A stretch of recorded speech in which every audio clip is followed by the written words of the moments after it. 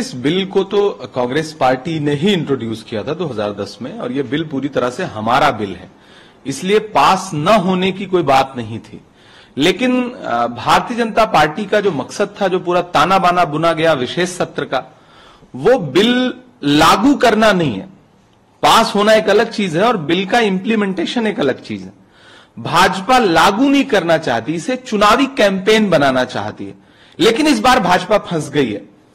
जिस तरह से राहुल गांधी जी ने, सोनिया गांधी जी ने मुद्दे उठाए हैं, बात रखी है। कल राहुल जी ने जिस तरह से ये कहा कि ओबीसी रिजर्वेशन लागू करिए आप, और मैं तो एक कदम आगे बढ़ के प्रधानमंत्री जी से कह रहा हूं कि सिर्फ एससी एसटी ओबीसी तो लागू करिए ही, लेकिन आप परसों आपने राज्यसभा में अपने भाषण में कहा कि हमने मुस्लिम बहनों को 370 ट्रिपल तलाक हटा करके और मुस्लिम बहनों को इंसाफ दिलाया।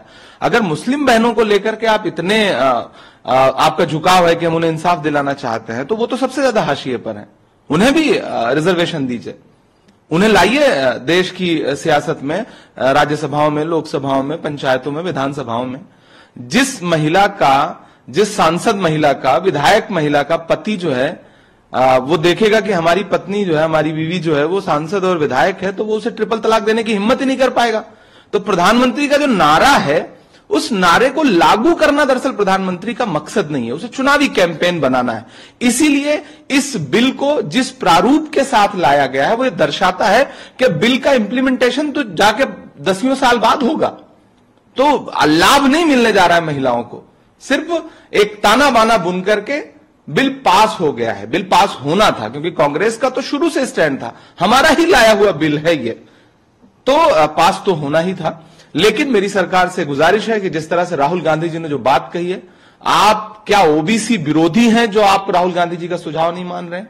आपको राहुल गांधी जी का सुझाव मानना चाहिए और ओबीसी रिजर्वेशन लागू करके इस बिल को आज से आप लागू करिए, अभी से लागू करिए।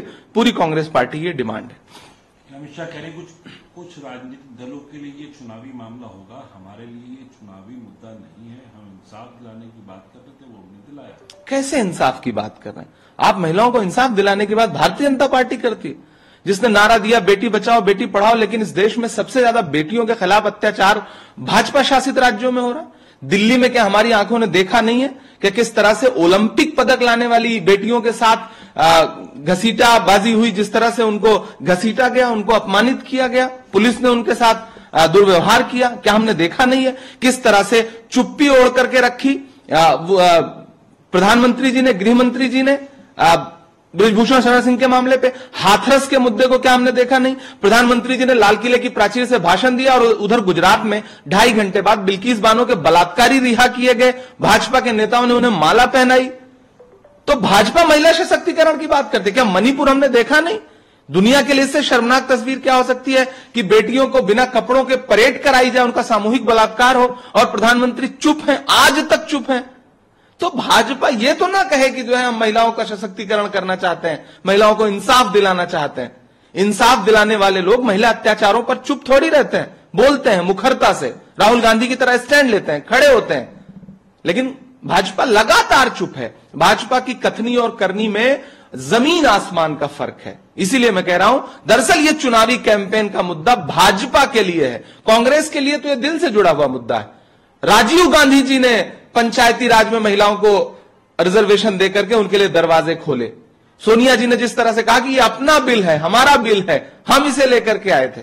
तो मुझे लगता है कि गृह मंत्री जी को जब ये बात कहें कि हमने इंसाफ दिलाने के लिए किया है, तो एक बार पिछले 2-3-4 वर्षों में पूरे देश में घटी हुई घटनाओं पर नजर भी दौड़ा ले। वो गृह मंत्री हैं, उनकी जिम्मेदारी बहुत बड़ी है। आखिरी सवाल आपसे सर, अमेठी के अंदर संजय गांधी अस्पताल का लाइसेंस रद्द कर दिया गया, एक एलिजेड मेडिकल नेग्लिजेंस, जहां 22 साल की महिला की मौत हुई, उसके बाद कांग्रेस पार्टी कह रही है कि ये द्वेष की राजनीति है, क्योंकि जो अस्पताल है संजय गांधी अस्पताल, उसकी चेयरपर्सन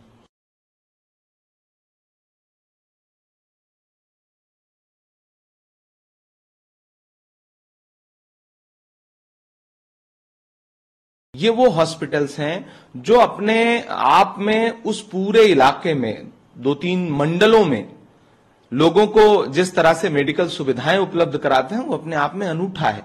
कमला नेहरू हॉस्पिटल कैंसर के पेशेंट के लिए इतना महत्वपूर्ण अस्पताल है कि उस पूरे, मेरा ख्याल है कि उत्तर प्रदेश के बाहर तक से वहां पे मरीज आते हैं। इसी तरह से संजय गांधी हॉस्पिटल, मेरे पड़ोस का मामला, इसलिए मैं ये कह रहा हूं कि शानदार हॉस्पिटल है, लेकिन सरकार, इसमें कोई दो राय नहीं कि कांग्रेस से जुड़े हुए संस्थानों पर सरकार की नजर लगातार टेढ़ी है, चाहे वो राजीव गांधी फाउंडेशन हो, संजय गांधी हॉस्पिटल हो या बाकी संस्थान हो। सरकार सबको बंद कर देना चाहती है, या तो कुछ के नाम बदल देना चाहती है, जिनके नाम नहीं बदल पा रही है उनको बंद कर देना चाहती है। सरकार का मकसद यही है, वो देश देख रहा। सरकार जिस तरह की राजनीति कर रही है इसे बहुत ही सतही राजनीति कहते हैं। पूर्व में देश ने इस तरह के उदाहरण नहीं देखे हैं। विपक्ष से जुड़े हुए संस्थानों को कुचला नहीं गया है, भाजपा वही काम कर। नमस्कार, मैं हूं मानक गुप्ता। अगर आपको हमारा ये वीडियो पसंद आया हो तो इसे लाइक और शेयर जरूर करें, और हां, हमें सब्सक्राइब और फॉलो करना ना भूलें ताकि आप देश और दुनिया की कोई खबर मिस ना करें। तो जुड़े रहिए हमारे साथ और देखते रहिए News 24।